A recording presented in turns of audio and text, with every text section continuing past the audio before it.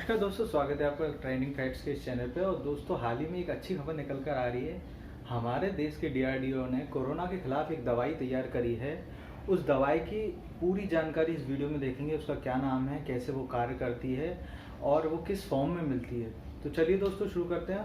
देखिए, उस दवाई को 2DG के नाम से, यानी उस दवाई का 2DG के नाम से जाना जा रहा है, पर उस पूरा नाम उसका 2-डाइऑक्सी डी ग्लूकोज है। ठीक है दोस्तों, उसका पूरा नाम क्या है? 2-डाइऑक्सी डी ग्लूकोज। डीआरडीओ की एक लैब है, institute of nuclear medicine and allied science, और डॉक्टर रेड्डीज की लैब है हैदराबाद में। उन दोनों ने ही मिलकर ये दवाई को तैयार किया है।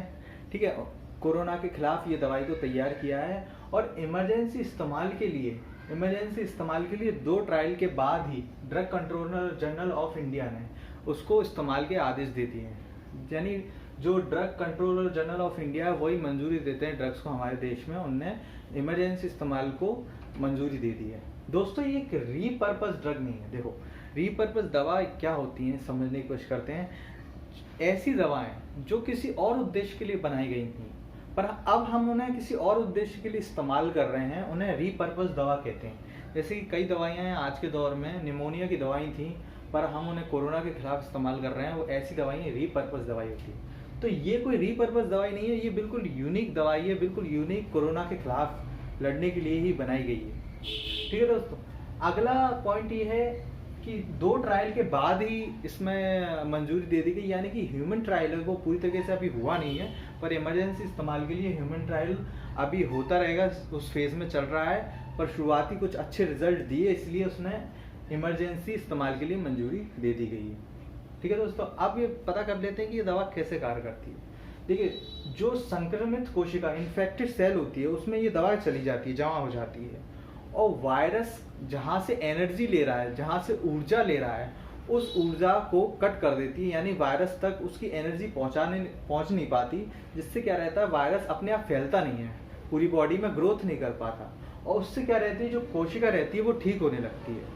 तो कह सकते हैं कि हम ये जो दवा है वो एंटीवायरल नहीं है। देखिए दोस्तों, एंटीवायरल से समझिए, एंटीवायरल वो दवा है जो वायरस को मारती हैं।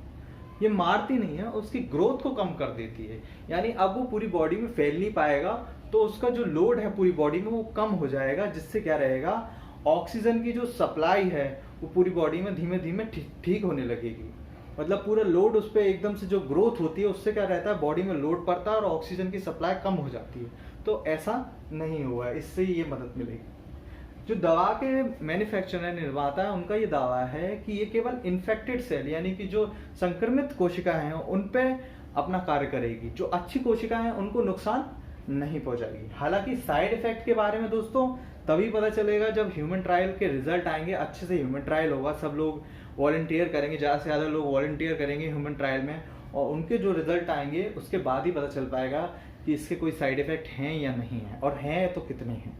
ठीक है दोस्तों, मैं ये बताना चाहूँगा कि हर दवा, चाहे वो एंटीबायोटिक हो, साइड इफेक्ट होते हैं उनके। तो साइड इफेक्ट होने के बावजूद भी हम क्यों इस्तेमाल में ले लेते हैं? इसलिए इस्तेमाल में ले लेते हैं क्योंकि उनके साइड इफेक्ट के मुकाबले जो उनके अच्छा प्रभाव है वो काफ़ी ज़्यादा होते हैं। तो अगर इस मामले में भी ऐसा होता है कि इसके साइड इफेक्ट बहुत ही कम है और प्रभाव इसका अच्छा है, तो हम क्या करेंगे, इसको ऐसे बड़े पैमाने पे इस्तेमाल कर पाएंगे। दोस्तों, ये दवाई पाउडर के फॉर्म में मिलेगी, आपको पानी में डालकर पीना होगी, ओरली, मुंह के द्वारा पीना होगी। ये जानकारी निकल कर आ रही है। अगला पॉइंट दोस्तों ये कि इसके शुरुआती जो रिजल्ट हैं वो अच्छे देखने को मिले हैं। इसमें जो मॉडरेट, यानी कि जिनको कम से थोड़ा ज़्यादा इफेक्ट है वायरस का और बहुत ही ज़्यादा इफेक्ट है, उन पे ये दवाई का इलाज किया जा रहा है। तो उनके जो रिजल्ट हैं वो RT-PCR नेगेटिव भी आई है, अच्छा रिजल्ट भी आया है। और एक और पॉइंट निकल के आया है कि जो इसमें जो बनाने की भूमिका है, जो एक साइंटिस्ट हैं, डीआरडीओ के साइंटिस्ट हैं श्री अनिल मिश्रा, उनकी बहुत ही अहम भूमिका है इस दवा को बनाने में। ठीक है दोस्तों, तो ये थी जानकारी कोरोना के खिलाफ जो दवा बनी है 2DG, उसके बारे में। आई होप आपको पसंद आई हो। अगर आपने ट्रेंडिंग फैक्ट्स के इस चैनल को सब्सक्राइब नहीं किया है तो जल्द से जल्द सब्सक्राइब करें, और इस वीडियो को ज़्यादा से ज़्यादा शेयर करें, लाइक करें, और कमेंट करके बताएं कि आपको ये वीडियो कैसा रहा। तो अगले वीडियो में मिलते हैं, तब तक के लिए धन्यवाद।